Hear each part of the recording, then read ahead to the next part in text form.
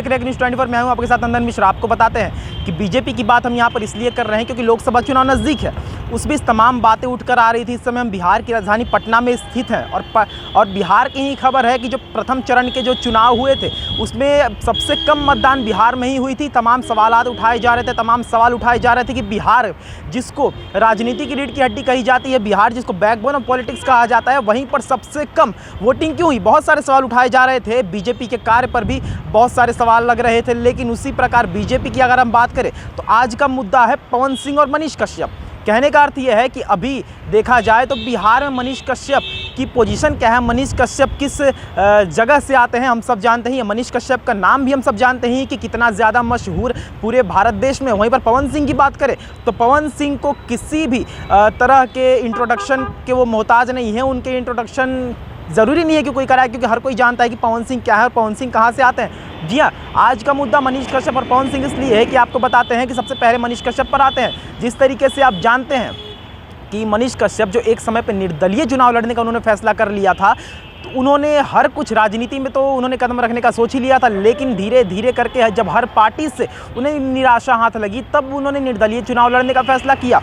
तमाम वीडियो बनाए, जैसा कि शुरुआत में मनीष कश्यप थे, शुरुआत में वो चीज़ें करते थे कि चाहे सड़क ख़राब हो, पुल पुलिया ख़राब हो, या फिर कोई भी ऐसा काम जो सरकार की तरफ से किया जा रहा हो वो ख़राब हो तो उसको हम दिखाएं और सरकार का असली रूप जो उन्होंने काम नहीं किया है वो हम दिखाएं। चाहे बात राष्ट्र सरकार की हो या फिर राज्य सरकार की हो, हर तरीके से मनीष कश्यप ने घेरा था सरकारों को। अब बात करते हैं अभी की, आज सुबह की बात है जब मनीष कश्यप ने भाजपा की सदस्यता ग्रहण की। जी हाँ, आपने सही सुना कि मनीष कश्यप जो थे उन्होंने भाजपा की सदस्यता ग्रहण की थी, जहाँ पर तमाम सवाल उठाए जा रहे थे कि मनीष कश्यप निर्दलीय चुनाव लड़ेंगे, मनीष कश्यप वोट काटने का काम करेंगे, मनीष कश्यप ना इधर के रहना उधर के।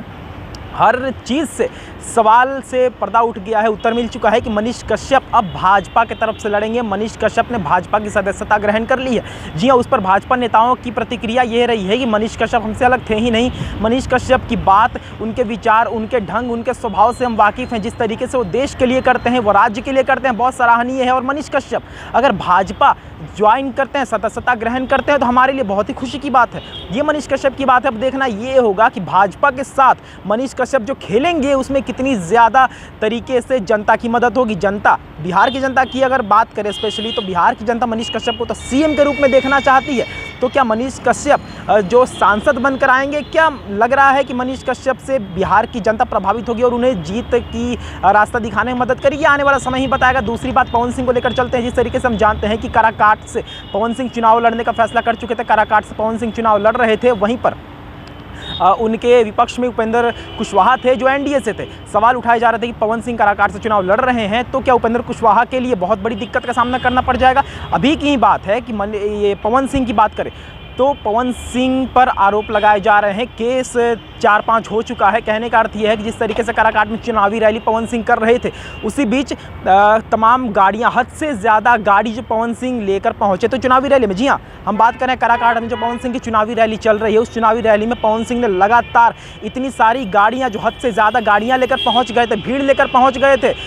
बताया जा रहा है कि आचार संहिता तोड़ने का काम पवन सिंह ने किया। हम जानते हैं लोकसभा चुनाव नज़दीक है, आचार संहिता लागू है। उस बीच काराकाट में जिस तरीके से पवन सिंह चुनावी रैली कर रहे हैं, हद से ज़्यादा गाड़ियां लेकर पहुंच रहे हैं, भीड़ लेकर पहुंच रहे हैं, तो आचार संहिता उन्होंने तोड़ा है।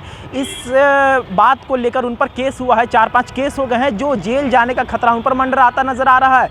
ये एक कह सकते हैं कि बड़ी खबर है। वहीं जहां पर मनीष कश्यप बीजेपी में शामिल हुए हैं, वहीं पर पवन सिंह जो कि एक तरह से विपक्ष का चेहरा थे, एनडीए के विपक्ष के चेहरे थे, वहीं जेल जाते हुए नजर आ रहे हैं। जिस तरीके से आचार संहिता तोड़ने का उन्होंने काम किया है। अब यहाँ पर हम बात करते हैं पवन सिंह की, तो पवन सिंह से भी भाजपा नेता खुलकर नहीं कह रहे हैं। आपको पता होगा मनोज तिवारी जो बीजेपी से ही आते हैं, मनोज तिवारी ने ये बोला है कि पवन सिंह रास्ता भटक गए थे।